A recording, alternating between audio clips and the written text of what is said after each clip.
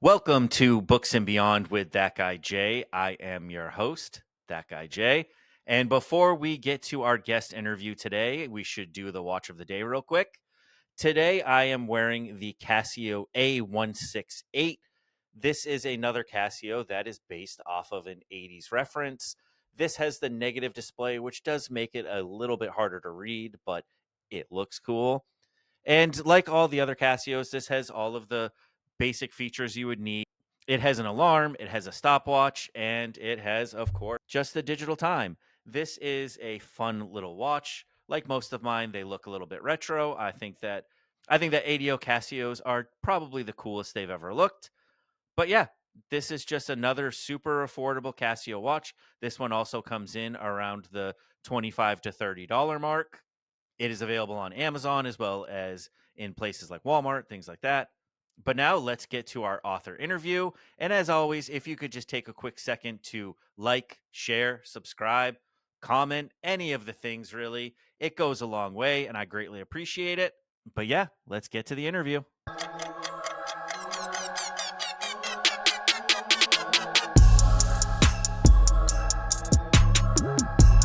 Welcome to Books and Beyond with That Guy Jay. I am, of course, That Guy Jay, and today I am joined by author Shaylin Gandhi. Thank you for being on the podcast with me today. Thank you. And I know you've written several books. The most recent one was When We Had Forever, I believe. Yep. Okay. Yeah, Yeah, that's that's the the most one. recently published. Not, I've written more since then, but that's the Oh, most okay. recently That's the published. one. That's the one that I read Yes. a couple weeks ago. Yeah. Now, I try and start these, and sometimes I forget to do this, but what are you currently reading? Ooh, what am I currently reading? I'm reading Ebony Gate by Julia V. and Ken Babel. It's like they describe it as female John Wick in San Francisco, Chinatown. It's really good. I'm Oh, loving that it. sounds cool. Yeah. So that's another thing I love to ask authors is, does your reading taste align closely with your writing, or Ooh, that's such a good question. I read a lot more broadly than I write. My reading tastes are a lot more eclectic because I kind of have like one or two settings as an author, but I jump around a lot when I'm reading. I do tend to go heavy on the romance, but sometimes I want something light and sometimes I want something dark, and I just kind of bounce back and forth between. I'm very much a mood reader. I'm a mood reader as well. It gets me in trouble with Yeah, trying to I know stick you to are. timelines, and I can't force myself. Like I'll set a TBR, hmm but if I'm not in the mood, it's not happening. Yeah. Yeah. Do you read like more than one book at a time? Yeah, Yeah. yeah. I usually have one physical book and one audiobook Yeah. at least, and then At least. I usually keep a book in the car in case I'm out doing errands and need something to pick up. hmm So I have a car book almost always. Car book. I can't say that I have a car book, but I do like having many going so that whatever flavor I'm in the mood for, I have some to go to. I try and usually keep like a light audiobook and I listen to that to fall asleep at night. I just put a sleep timer on and figure Uh-huh. out the next day where I left off. And I don't like it to be anything that I have to pay too much attention to. Yeah. Like I've read all of the Harry Potter books this year. I'd never read them before. And I had those as like before bed because it's like it's not overly complicated. It's Yeah. not Oh, hard to that's really follow. I didn't know you could set a timer. Yeah. Yeah, you can do like 15 minutes, half an hour, 45 minutes. I usually put on half an hour and then Mhm. the next morning I just rewind until something sounds familiar. That's cool. I'm going to try that. I like that. Now, have you always been a writer? No, I have not. This is kind of a new slash second career for me. I actually practiced medicine for 12 years, which I loved. I did enjoy it a lot. But I wanted to be an author ever since I was little, and I ended up doing something completely different. But it never really left the back of my mind. And then several years ago, my best friend was like, "I've decided I'm going to write a book." And I don't know why, it was just this lightning moment for me. I was like, can you do that? You can just write a book as an adult?" And so I was like, you know what? I'm going to write a book too. And then, like, down the rabbit hole, it turned into a whole thing. And now here I am, not working in the clinic anymore, just writing angsty kissing books, which I love. That that is a great description of it. Now, Thank you. Like, when you yes. first got into writing, how long did it take you to like complete your first book? I always wonder about that because I have a with any project, I have a tendency to like lose track of it halfway through. Oh So I'm yeah, that's curious how long, like from beginning to end, a whole book must take a while, especially the first time. yeah, because I just didn't know how to do it. I had no sense really of structure or like where I was going, and so it was kind of just me. I meandered my way through it, and it took me a long time. I think that one took me 4 years for a draft, which is wild to me. Um, and then, gosh, I think it was something unwieldy, like 180,000 words or something. It was so long. And I cut it down to like 99. So I cut out almost half of what I had written, which was a great learning experience. I had to do that in order to figure out how to write a book. But then the second one took me like 7 months. And now I draft in probably 3.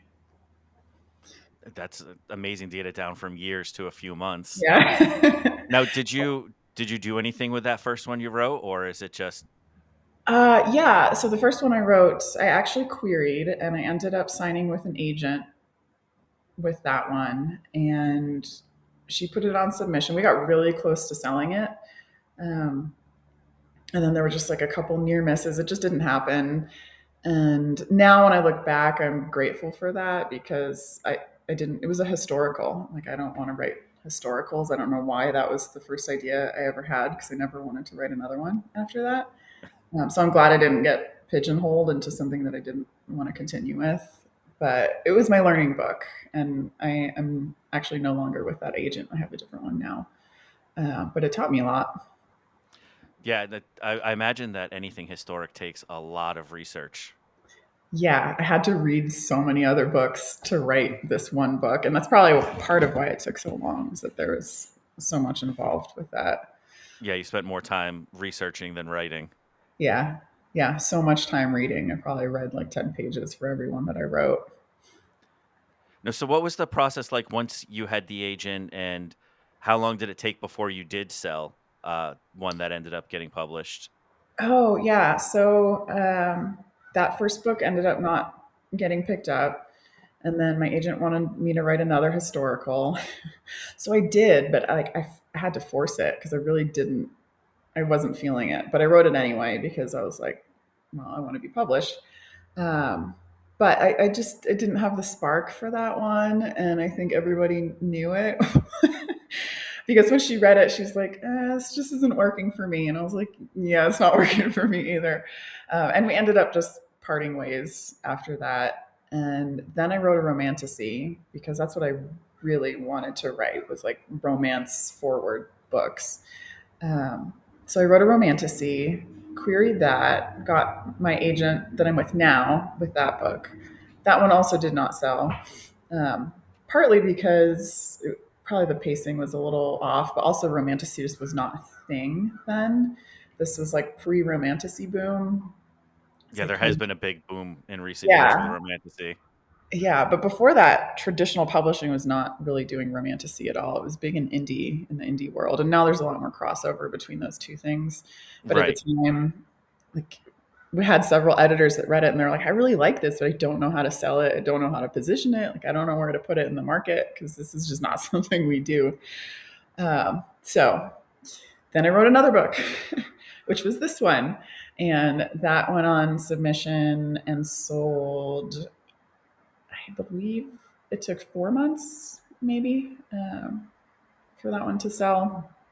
But that was the contemporary. And I wrote that because romantasy was not getting picked up by traditional publishing at the time. And then it turns out I really loved it. I had so much fun writing that book. It was so much easier. I didn't have to do any research. I didn't have to make up magic. It was like just write the book. Yeah, Everyone's no just real stuff world each building other. that you have to worry about. Yeah, it's like infinitely easier than the other things I had written. Now I know that every writer's journey is a little different with this, and some choose to go indie. Did you ever consider doing self-published, or were you always Mhm. had the goal of getting picked up by a publisher? Both. I always knew that I wanted to get picked up by a publisher. I just really had this like bee in my bonnet about wanting to go into a bookstore. Like I wanted to be able to walk into Barnes and Noble and see my book on the shelf. So that was always there. Um, but I do actually have a indie self-published book that I did over the summer. Last July, I did an indie romantasy Yeah, I while I wasn't was. sure. I wasn't sure if that one was indie or not. Yeah, yeah, yeah, Now, what was it like the first time you walked into a Barnes& and Noble and saw your name on the cover of a book? I found your book in Barnes& and Noble before, and I made sure I yeah, faced it out. yeah. I want to say it was like the most amazing moment of my life. It was shockingly anticlimactic at Was it? that point. Yeah. Yeah, I don't really know why. I guess because I'd already held it. Like, they sent me all these copies. That was a big moment when I opened the box and held it for the first time. Like that, I got teary eyed. But walking into the bookstore at that point, I was like, oh, yep, there it is. Uh, yeah, it's great. Like I think it surprised me which moments have meant the most to me. That was not one that stuck in my head, but every time I get like a fan letter or a message from someone, it's so much more amazing than I ever thought that it would be. Yeah, that's gotta be very cool, and I imagine that that's probably true for a lot of authors or anyone who accomplishes a goal is the things that are the best parts of it are the parts that you didn't even think about, and Hmm. the cliche moments are kind of that, cliche. Yeah, that's a good way to describe it. Now, in terms of, the romantasy, is that something that you want to continue moving forward, or are you gonna stick to the contemporary, like, Yeah, more romance, rom-com kind of thing? I love both. I really love both, and they're very different experiences for me writing them. Like When We Had Forever, it has some heavy themes in it, and it kind of took a lot out of me to write that book. And so afterward, I just wanted to do something that was lighter and almost sort of popcorn, like a popcorn book, which is how I would describe my romantasy. Right now, I'm rewriting the first romantasy that I signed with my agent for, because I want to do that one indie because I really love that book. Now that I go back and I see what I wrote, 3, 4 years ago, I can see all the places where I can improve it and tighten it and all the things that I just wasn't good enough to do then. Um, so I'm rewriting it right now, and then I'm probably going to publish that one myself. Yeah, you like the story, but you've grown as an author, so you can Hmm. tell the story in a better way. Yes, Now, exactly. how do you approach writing? Are you somebody that lets the story unfold as you write it, or are you like a heavy outline? Like, do you know the high points before you get to them? Yeah, I'm definitely not a plotter. I'm a pantser for sure. I don't really know. I usually know like point A and point Q, and I don't know how we're going to get in between them. I know where we're going to go. I don't know how I'm going to get there. And then the process of writing is discovering how I get to that point. Um, and that's what I enjoy about it is that I'm discovering this story as I go along. I tried to outline once, and then I felt like I did this outline, and I was like, well, this book is done. So, like, the story is done being told, so I'm no longer interested. So yeah, that doesn't work for me. Yeah, I can see how that would be the case. I've never really tried writing, but I feel like the way that I'm built, I would have to outline it. I find it so interesting how everyone approaches the same task of writing so differently Uh huh. and like So so different. uniquely. Yeah, I think probably like every single one of my friends does it differently. And there's as many different methods as there are authors out there, and you just have to find what works for you. Right. All the craft books I read were like, oh, you have to have this conflict and this theme and all these things. So you need to plan it out beforehand. And I kept trying to do that. And it was just like, it was like pulling teeth. And then I realized that you can have all that stuff. You just edit it in afterward. Once you have told yourself the story, then you can figure out what you were trying to say. And then as you edit, you can say it better. than you did Yeah. in the messy first draft. Yeah, I have seen some authors say too, it's just like nobody but you is ever gonna see the first draft, so it doesn't matter, just get it Yeah. all out of your head. Yeah. And if it sucks, great. It's, you can always make it better, but you can't, like they say, you can't edit an empty page. Now, how do you approach editing? Like, how much editing do you do before you turn it over to an actual editor? Do you go through a lot of drafts? Yeah. Yeah. And I edit as I write. So usually, whenever I start a writing session, I go back and edit what I wrote the previous day or the previous week or whatever.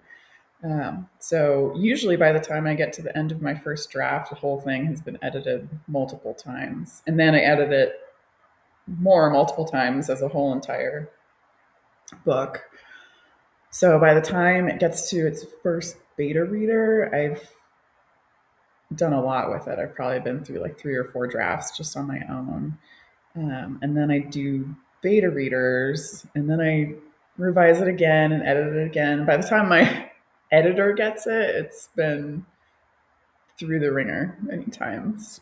But I think she's gonna read it once or twice, so I want to give her the best product that I can because Yeah.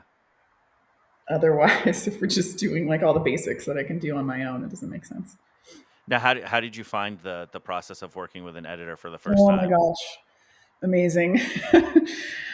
Really amazing. When I got her edit letter, it would just was like this light going on in my head. I felt like she understood what I was trying to do with that book better than I did. And she really brought forward all the little messages I was trying to send to the readers. So I loved it. I love that part. So, was there any specific inspiration for When We Had Forever? Yes. So I have twins. I have identical twins, and I wrote this book when they were just tiny babies. And I got the idea one night. It was like 3 a.m. and I was feeding them, and I was very sleep deprived. My brain would do all kinds of weird things because I hadn't slept in like 3 months. And I just remember looking down at them and looking at their little identical faces and thinking like, oh my gosh, these kids are going to do some serious pranks when they grow up. Like they're going to mess with people. I know it. And then my brain just sort of went into this spiral of like, oh, what's the craziest thing I can imagine them doing to somebody? And then I somehow just came up with this whole entire book. But that was the genesis of it, was that 3 a.m. mom moment. Lack of sleep. Yes, entirely fueled by sleep deprivation. It's funny. My dad, when I was growing up, he owned a gas station, Hmm. and this is back when gas stations were full service. Hmm. And I'm from a tourist community, and so he had a lot of like summer employees that would come back every summer and work for him. And he had a set of twins, and they would love to wear the exact same outfit but different colors. So one of them would like, be like, "Oh, what can I do for you?" And then when you gave them the cash, they would go in and swap, and the other Uh-huh. one would go out, and they would do that all summer just to mess with people Oh to my see gosh, their faces that's because hilarious. everyone was kind of like they knew something was different, but they weren't sure. They couldn't really tell. Oh, that's funny. Yeah, my kids are starting to figure out now that they can mess with people. Um, they try to do it to me, which is ridiculous. I'm like, I'm your mother. I can tell who you are from the back. It's never going to work. But yeah, they definitely do the identical outfits. They pick out identical outfits. They and then they'll tell people that they're their sister's name, but then they're really bad at lying. So then they're like, They just think it's silly, can't keep a they, face. they kind of like wait to see if they're gonna get caught or not. It's That's so obvious. that's funny. But I assume that that will become more sophisticated as they get older. I can only imagine. Hopefully not to the levels in the book. Yeah, hopefully not. Now, one thing I've really enjoyed about this book was the way that you wrote in the past and in the present and went back and forth. Thank Where you. where did the idea for that come from? That was actually a really enjoyable way for the story to unfold. Yeah, I don't know. I think I just felt like that was the way that it had to be told because you couldn't appreciate the impact of what was happening in the present unless you had like a visceral understanding of the past. I just didn't Yeah, think it would have had the same impact if I had referenced it without putting it on the page. Um, but that was hard because there are a lot of twists and turns in that book, and I feel like each chapter kind of changes the reader's understanding of what's happening in the other timeline, and so I had to go over it many times to parcel out the information the keep way I things straight. wanted. Yeah, there was a couple times where, like, I think I know what's happening, and then I Yeah. got further along and I was like, I didn't know what was happening. Oh, you didn't know. I mean, I had ideas, but, like, the big Yeah. twist, the big Uh-huh. reveal, I didn't know. Uh-huh. Oh, that's so fun. I always love to know whether people saw it coming or not. Like, I knew People parts of it, always but have theories. yeah, especially the reasoning behind all of it and how that all unfolded. Mhm. Oh, I good. yeah, I'm I glad I was got you. yeah, a couple times I thought I was like, "Yep, I'm onto this," and then I wasn't quite there. Mhm. Awesome. I love to hear that. But it was definitely it was a very enjoyable way to experience a story too, was getting bits about who they were and seeing how it is now. Thank you. I don't know that I've read one like that before. I've read one with, like, time traveling that kind of Oh, did a similar thing, but not in the same way. mhm. Yeah, I've read a few dual timelines, and gosh, and of course the names all escape me now. I read several when I was doing it because I just wanted to see how other people did it. Right, yeah, that makes sense. Yeah. Get some frame of reference because it is Mhm. definitely different. Mhm. That's a cool way to And so tell a story. I feel like sometimes it was a little hard to like keep the momentum when I was hopping back and forth, but tried to smooth it out as much as I could.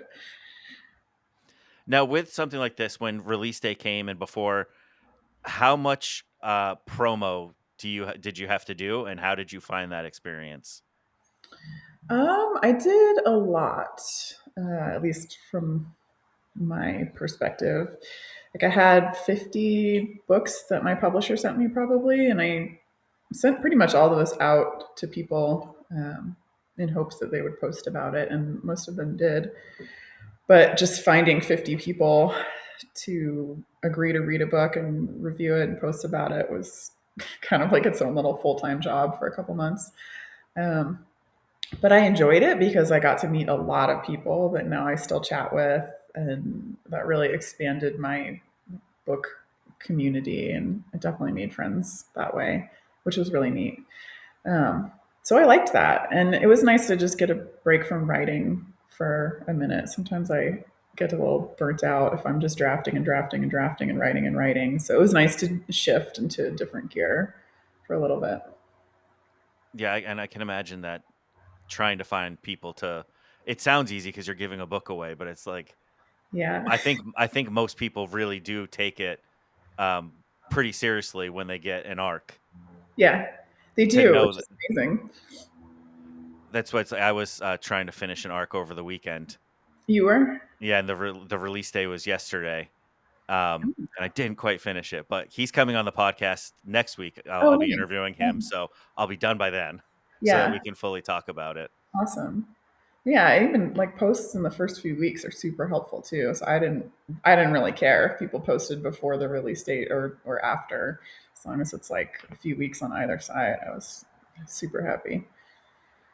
Now, you mentioned getting a little burnt out from the writing sometimes. Do you stick to a strict writing schedule? Are you someone that has to do a certain amount of words a day or a certain amount of time, or do you just kind of write when you feel inspired, or do you like set a time for it? Yeah, I'm fairly disciplined. I try to do it every day. When I'm drafting, I try to write 2,000 words a day. It doesn't always happen. Sometimes I overshoot it. So it all kind of evens out in the end. Um, but yeah, I have to stay with it. Otherwise, if I break the momentum, it's so hard to get back into it. So I have to just be like every day when I'm writing until the draft is done. And then I put it away for a bit and do mom stuff and hang out with my kids and catch up on all the adulting that I didn't do when I was writing. Um, and then I'll go back to it later, but I tend to do it in phases. Yeah, that makes it. I think sticking to it daily must be super important Hmm. just to keep it all fresh in your head. Yeah, it feels that way when I'm doing it. Now, how long was the gap between when the last edited version of this was completed and it actually came out? Is that a Um, long time span? I've always wondered that. it's not. The amount of time between when I sold it and when it came out was probably longer than people realize. That was about 22 months. Oh, wow. Um, yeah, so almost 2 years. But even after they buy it, then there's still developmental editing happening. And then it's like it goes through developmental editing, and then we go through line editing, and then it goes to copy edits, and then we proof it. And there's all these things that are still in motion even after the book has been acquired. So when I dotted the last I and crossed the last T, gosh, probably like 7 months before it was on the shelves. Yeah, that's not that long. That's But yeah, pretty quick. yeah.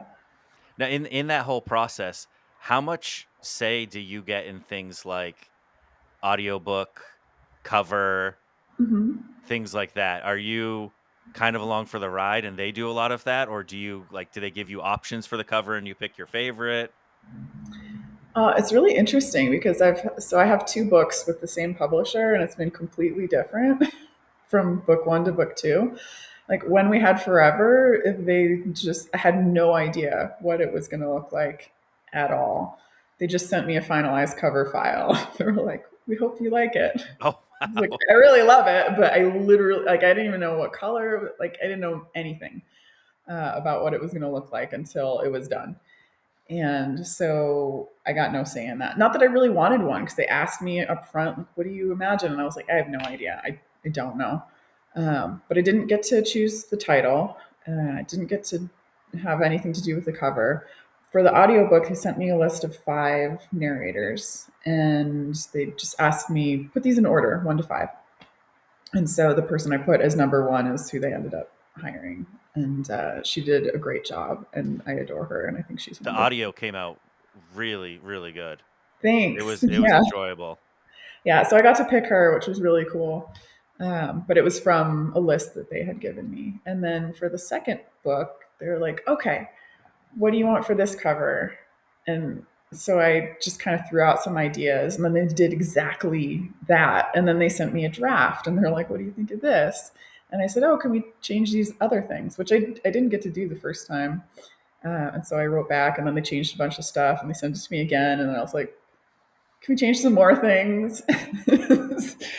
And they did, and it was a very involved process, whereas the first one was entirely hands off. So it That had to have depends.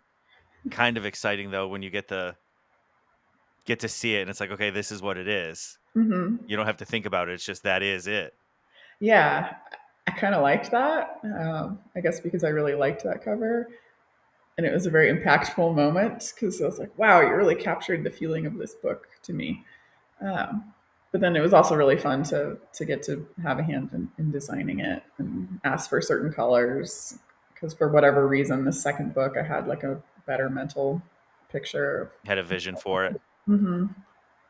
Now, what was it like when you heard the audio for the first time? I imagine hearing your words versus you've read them a thousand times at that point, Yeah, but hearing it performed must be a bit different. it is. It's really interesting because it has a certain cadence in my head, and then when I hear it performed, it's a slightly different cadence. And it's like it's still the same meaning, but I don't know, it just gives it a little different feeling. And it's so interesting to me because it makes it very clear how I can write something and like different people will hear it and take it in different ways. Um, because like the way she read it is different than the way it reads inside my head. And I love what she did with it, but it's just really, it drove home for me how much room for interpretation there is there. Yeah, that's true. That I hadn't even thought of that, but that makes a lot of sense because everybody does read the same sentence a little differently, whether they Yeah. hear the voice differently Hmm. or how they speak. Hmm. That's very cool. Actually, I'd never thought of that. Now, with your romantasy, the independent ones, have you ever considered doing audio versions of those? Yes, actually, that is in the works right now. I did end up selling the audio rights to an audiobook company. So the one that I published last summer, the audio will be coming out next month, actually, on Oh, April. that's very cool. Yeah. I think that the audio market has grown so much. I wasn't an audio reader until Book Talk last year finally talked me into getting Libby, Uh huh. and I was like, "Oh, this is a game changer. I can get Yeah. everything." Hmm. Well, you didn't really read as an adult until like a couple years ago, right? Well, I did. I've read a lot in my 20s, Uh huh. and then I took a long break. Uh huh. Yeah, I Um, remember you talking about that. like I used to when I lived in Manhattan, I used to read on the subway every day, but then Hmm. life happened, just got away from that. But it's probably been like the last 2.5 years that I've been like heavily back into reading. Uh huh. In the And is years in it between, it was like audio that did that? I got in. It's probably like the first year was just straight reading, Oh, okay. and I kept seeing about Libby on Book Talk, and I was like, yeah, I had moved not long before that, and I thought I needed my license with an updated address to get a library Hmm. card, and I put getting a new license off for like a year. Hmm. And I got the license and went to the library and I told them that, and they're like, "Oh yeah, we didn't even need this. We just needed a bill." And I was like, "Okay." How's that work?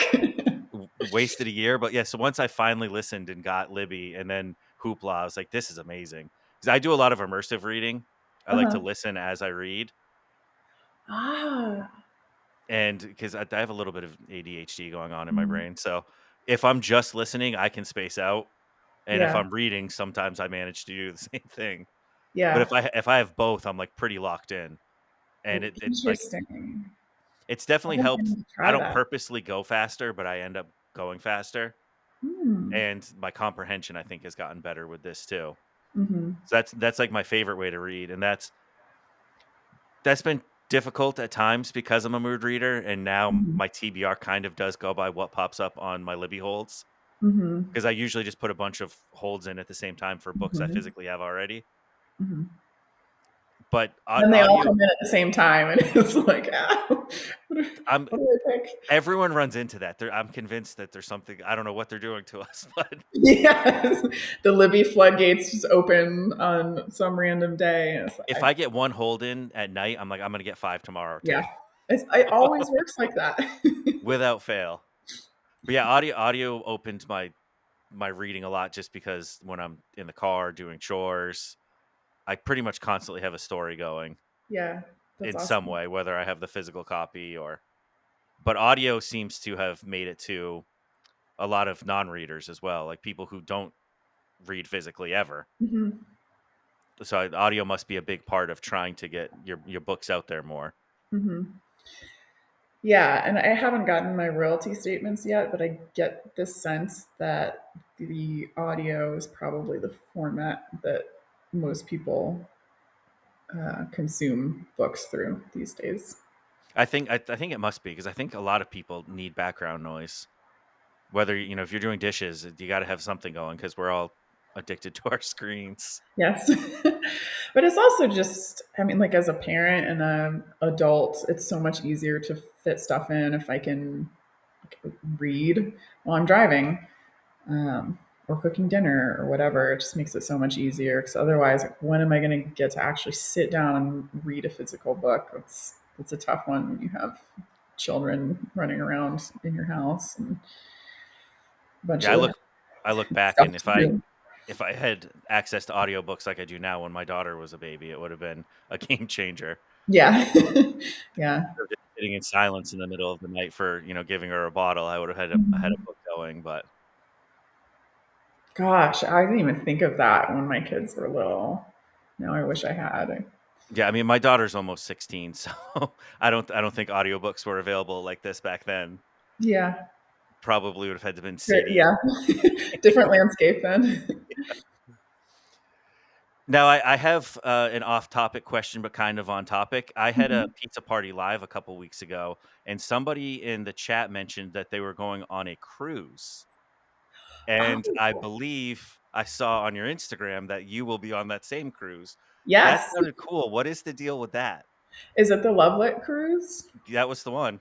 Yeah.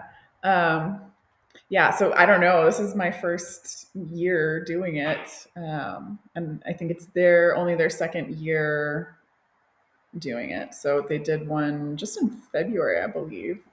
But yeah, it's a cruise. There's going to be 30 authors. I don't know how many readers, but I know that they're like 70 or 80% booked already. Oh, wow. So it's just going to be a bunch of us on a boat doing book stuff, and we're going to Turks and Caicos, I believe, and it's a 5 day trip out of Miami. I don't know. I just saw somebody post on Threads about it, like, "Oh, we're looking for authors to apply for this cruise," and I was like, "Well, that sounds fun."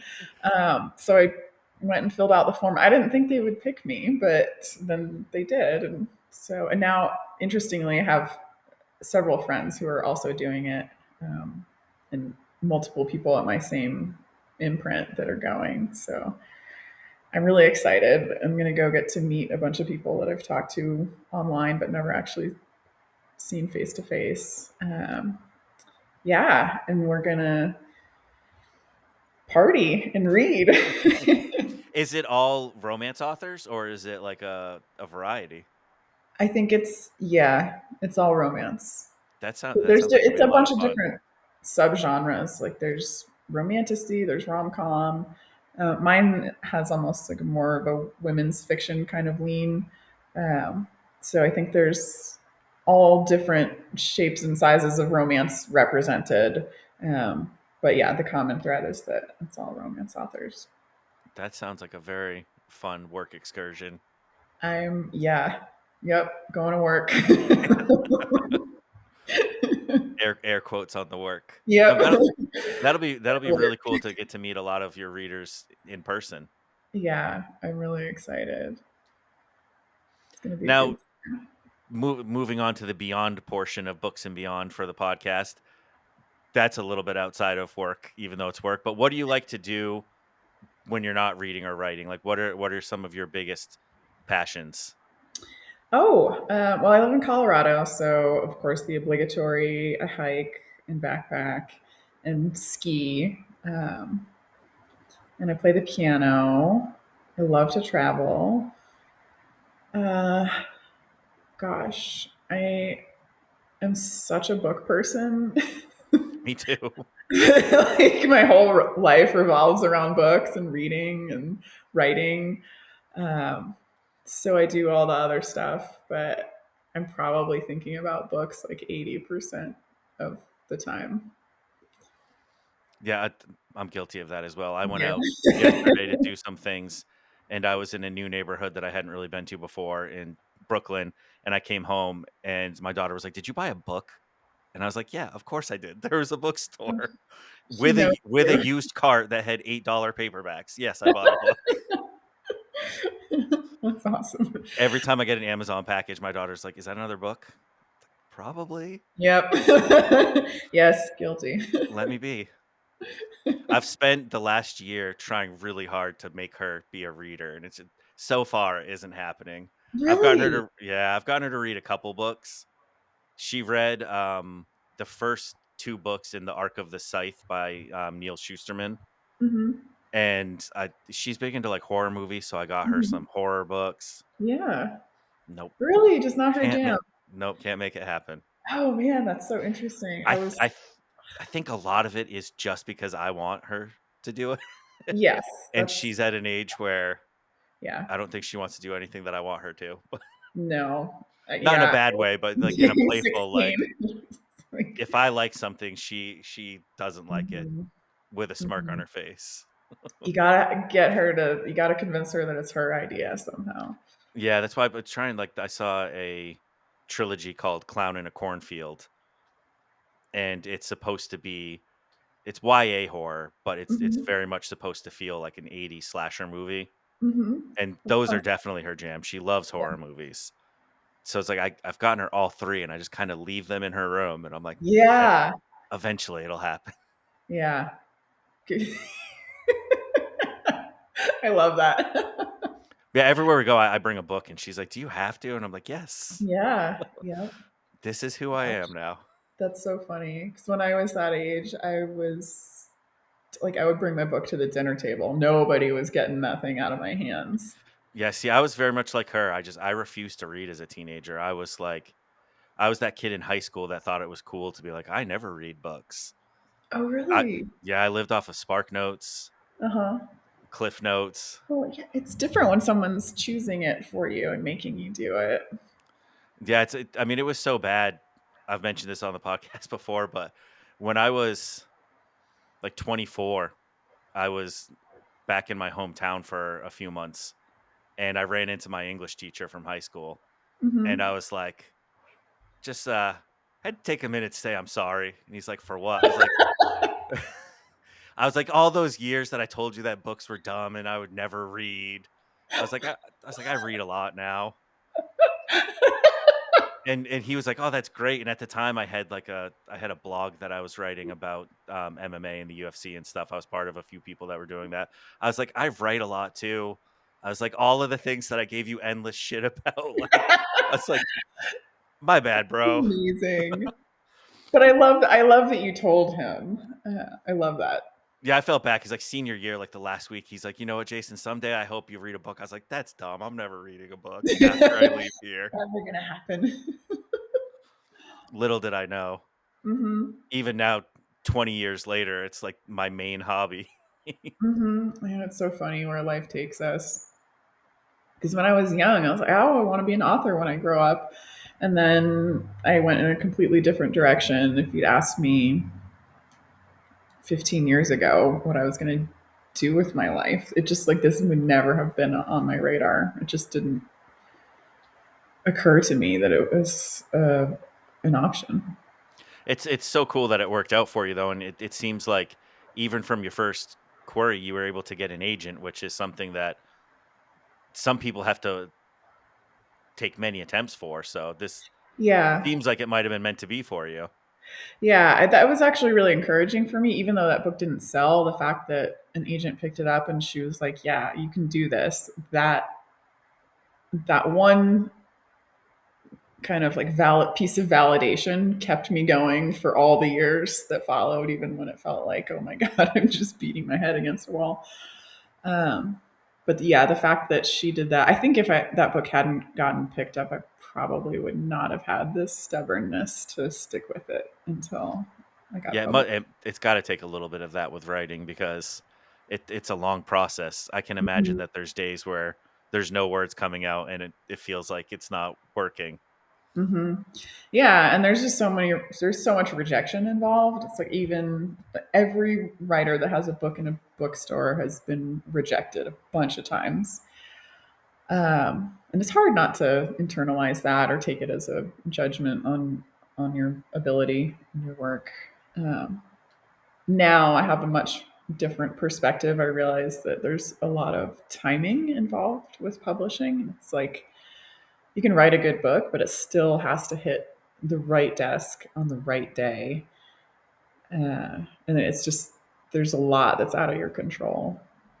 Yeah, and I think that's actually been a cool part of things like book talk and just social media in general is I at least for me, and I think a lot of other people are probably similar, is you think that the book that you read is close to what they wrote the first time, and that Mhm. it was just like, oh, these people are just they just whip out a book and there it is. But it's like there's so much more to this process Yeah. than I think the average reader knew about a few years ago. Definitely. Yeah. I keep like a cut file for every book that I write, and I'm usually probably like a quarter or a fifth of what I write does not make it anywhere into the final product. Yeah, I mean that makes sense. So, like you said, you got to write more, and you can take stuff out, but not having enough is probably a much bigger problem than having to cut some Hmm. stuff. Hmm. Yeah. Yeah. Now, do you have any long-term goals, like how many books you wanna write, how often you'd like to publish books? Is this gonna be Hmm. like a 1 or 2 books a year kinda thing, or how what's your thoughts on this? Yeah, I think that's a good cadence for me, one or two a year, probably closer to one. I would like to get established enough that I can write a book a year. I love doing this. It doesn't feel like work to me, so I just want to keep publishing. But I also want to have a nice balance because I've got a family and a husband and a whole bunch of other things that I need to put effort into. Um, but yeah, I just want to keep writing stories. That's really it. Now, is there any hopes? I imagine that most people think about this at some point of it ever being made into some type of film adaptation. Do you put thought into that ever? Oh my gosh. Yes, of course I do. That would be the dream. That's like the pie in the sky author dream. Yeah. Hmm. Yep. So I'll put you on the spot because you've probably done this in your head. Ideal casting for When We Had Forever, who would the leads be? Oh my gosh. I haven't done that in my head, No? actually. Okay. No, I haven't. I don't know. It's tough because I don't even know how they would film it, like with two timelines 14 years apart. Do you get this same actor for those roles or different Yep. ones? I don't know. Yeah, they'd have Um, to make up and CGI some aging yeah, I or kind of think it, anti-aging. yeah, I guess you could do it probably convincingly these days and have it work that way. I think of Mina as sort of like a Natalie Portman type. And then, gosh, I don't know. Great. I don't know. I'd have to think about that. It's tough. I'm not great at visualizing. So that's why it's like I often look up fan art for books because I'm like, I wonder what Mhm. they look like. What do other people think they look like? Because I always have kind of like a vague interpretation in my head of what people look like. Oh, interesting. Okay. Yeah, I think some people can't visualize at all when they're reading. Yeah, I don't much. I think they call it aphantasia. I think I do Yeah, yeah, have yeah. Hmm.